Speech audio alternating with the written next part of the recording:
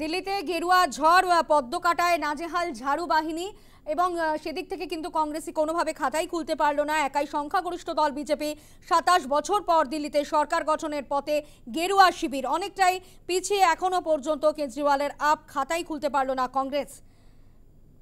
গঠনমূলক বিরোধী হয়ে থাকবো, মানুষেরই সেবা করব বলেছেন প্রাক্তন মুখ্যমন্ত্রী অরविंद केजरीवाल। आज दिल्ली के चुनाव के नतीजे आए हैं और जनता का जो भी निर्णय है, जनता का जो भी फैसला है, उसे हम पूरी विनम्रता के साथ स्वीकार करते हैं। जनता का निर्णय सर माथे पर। मैं भारतीय जनता पार्टी को इस जीत के लिए बहुत बहुत बधाई देता हूं और मैं उम्मीद करता हूं कि जिस उम्मीद के साथ और जिस आशा के साथ लोगों ने उनको बहुमत दिया है, वो उन सभी उम्मीदों और आशाओं पे पूरा उतरेंगे। हमने पिछले 10 साल में जनता ने जो मौका दिया हमें, उन 10 सालों में हमने बहुत सारे काम किए। शिक्षा के क्षेत्र में, स्वास्थ्य के क्षेत्र में, पानी के क्षेत्र में, बिजली के क्षेत्र में और भी अलग अलग तरीके से लोगों को राहत पहुंचाने की कोशिश की उनकी ज़िंदगी में, और दिल्ली के इंफ्रास्ट्रक्चर को भी हमने सुधारने की कोशिश की।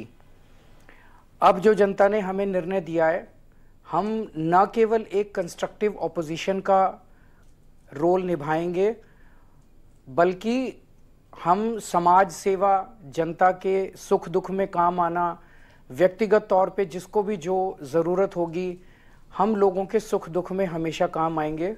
क्योंकि हम राजनीति में कोई सत्ता के लिए नहीं आए, हम राजनीति को एक ज़रिया मानते हैं जिसके ज़रिए जनता की सेवा की जा सके, जिसके ज़रिए लोगों के सुख दुख में काम आया जा सके।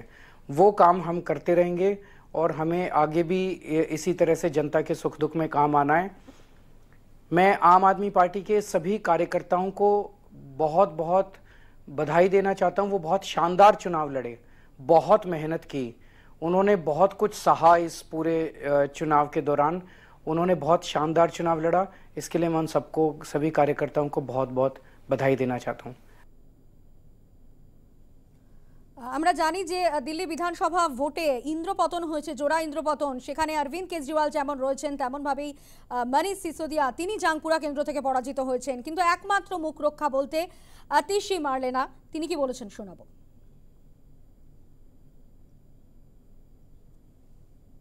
मैं कालकाजी विधानसभा की जनता का धन्यवाद करना चाहती हूँ जो उन्होंने मुझ पर भरोसा दिखाया।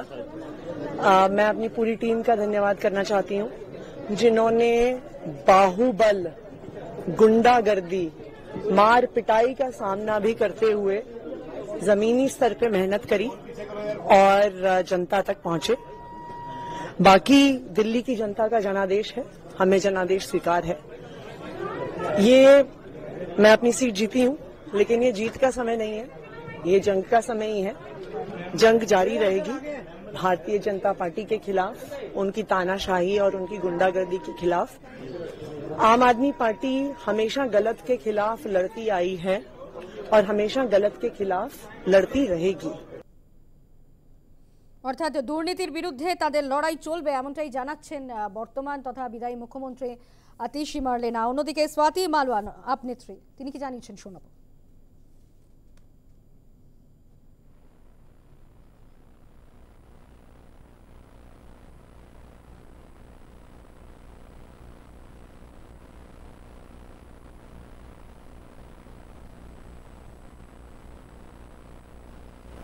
দিল্লিতে গেরুয়া ঝড় পদ্মকাটায় নাজেহাল ঝাড়ু বাহিনী। একাই সংখ্যাগরিষ্ঠ দল বিজেপি 27 বছর পর দিল্লিতে সরকার গঠনের পথে গেরুয়া শিবির অনেকটাই পিছিয়ে রইল কেজরিওয়ালের আপ।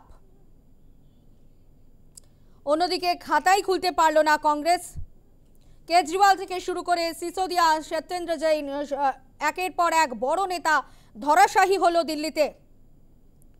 কালকাজিতে জিতে কোনো মতে মান রক্ষা করলেন আতিশি মারলেনা। 11 বছর পর দিল্লির সিংহাসন হাতছাড়া আম আদমি পার্টির।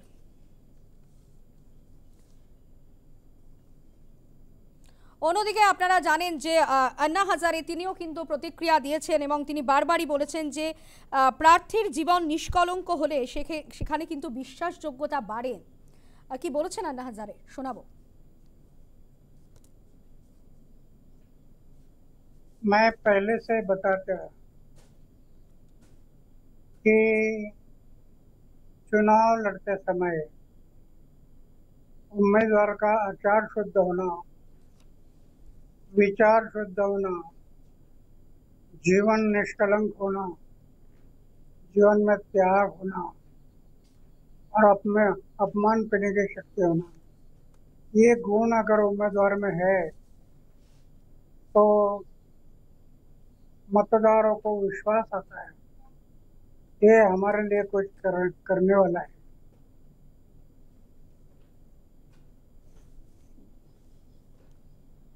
প্রিয়াঙ্কা গান্ধীর কি বক্তব্য শোনাবো, কারণ যে খাতাই খুলতে পারেনি, আপনারা জানেন কংগ্রেস খাতাই খুলতে পারলো না কংগ্রেস, এ বিষয়ে প্রিয়াঙ্কা গান্ধীর কি বক্তব্য শোনাবো। There be on the ground and be responsive to the people's issues. Thank you. There be on the ground and be responsive to the people's issues. Thank you.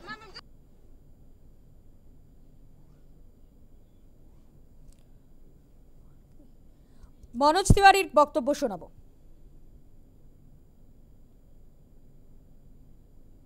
BJP के लगभग 43 लोग इस समय आगे चल रहे हैं। हालांकि ये शुरुआती रुझान है, इसको हम लोग आगे लेकर के 1-2 घंटा और देखने के बाद स्थिति स्पष्ट होगी। लेकिन इसमें कोई दो राय नहीं है कि आम आदमी पार्टी का धूर्त चरित्र हार रहा है और भारतीय जनता पार्टी का विश्वास जीत रहा है। आम आदमी पार्टी ने दिल्ली को नारकीय स्थिति में पहुंचा दिया। दिल्ली के गलियों में जाइए, नाले का पानी गली में बहता है। दिल्ली में गंदा पानी पीने को मजबूर हो गया लोग, उनको किस तरह से गंदा पानी पीने से मृत्यु के कगार तक पहुंचना पड़ा, ये सारी चीजें उनके खिलाफ जाएंगी। पूर्वांचल के लोगों ने पूरी तरह से सपोर्ट किया है, बहुत अच्छा समर्थन दिया है भारतीय जनता पार्टी को, और वो खुद आम आदमी पार्टी के भ्रम जाल से अब निकल चुका है। पहले बहुत समय तक थोड़ा सा फंस जाता था, लेकिन अब वो भारतीय जनता पार्टी के साथ है और ये रिजल्ट दिख रहा है। आप नेत्री स्वाति मालवाल की बोलेছেন শোনাবো।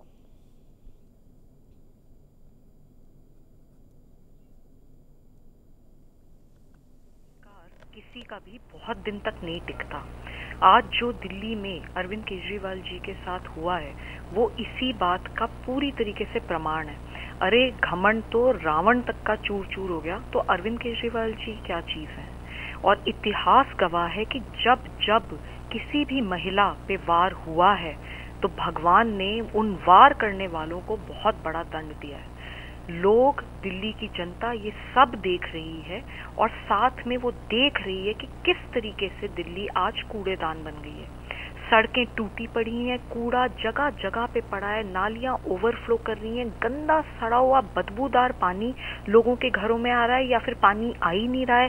यमुना जी कितनी गंदी हो रखी हैं और एयर पोल्यूशन चरम सीमा पे है। लोगों में बहुत गुस्सा था और इसी कारण से अरविंद केजरीवाल जी और उनकी आधी से ज्यादा कैबिनेट पूरी तरीके से बुरी तरीके से हार गई है। उत्तर प्रदेशের মুখ্যমন্ত্রী যোগী আদিত্যনাথের কি বক্তব্য শোনাবো আপনাদের। मैं दिल्ली में विजयी हुए सभी प्रत्याशियों को,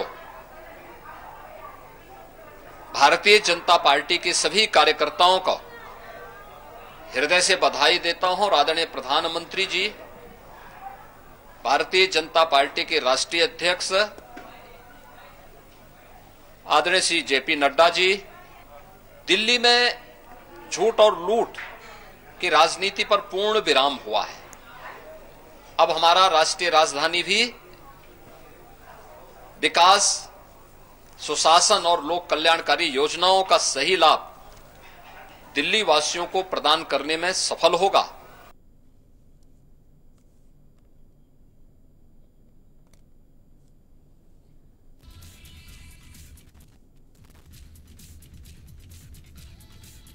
অর্থমন্ত্রী নির্মলা সীতারামনের কি বক্তব্য শোনাবো। very keen that Delhi gets a government which serves its people. And that's something which is the need of the hour for attaining Viksit Bharat 2047. India's capital region, national capital region, should have a government which serves the cause of its people. And I strongly believe that the roadmap that the Prime Minister has set for the country should certainly take Delhi on the top priority and serve its people from every point of view, for all the human development indicator related issues and also the fundamental infrastructure, schools, hospitals, people's health care, and a capital worth India's Viksit Bharat aspirations.